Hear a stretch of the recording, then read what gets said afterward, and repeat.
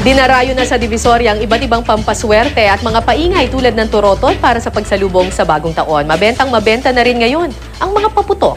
May nusigaw si Rida Reyes. Rida. Yes, sana kung nung bago magpasko, mga panregalo ang ipinunta ng mga tao dito sa Divisoria. Ngayon naman, mga magpaswerte at saka yung mga iba't ibang klase ng paingay, yun naman yung hanap nila bilang paghahanda sa pagsalubong pa rin ng bagong taon.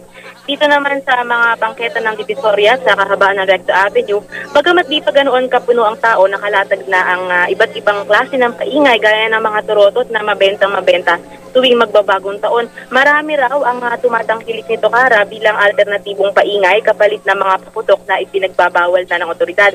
Sa kabila niyan ay di pa rin tuluyang nahihinto ang ilital na bentahan ng ilang prohibited fireworks gaya ng pop-up, piccolo, bawang, tsaka yung watusi.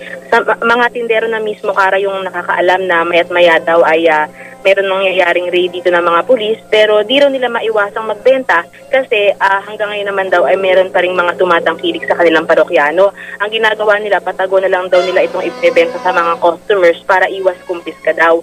Di rin syempre nawawala yung iba't ibang klase ng pampaswerte gaya ng kahit na anong may hugis bilog, mga kasuotang polka dot o kaya naman mga prutas na hugis bilog gaya ng mga ubas, kiat-kiat, mansanas, pongkan at saka yung longgan.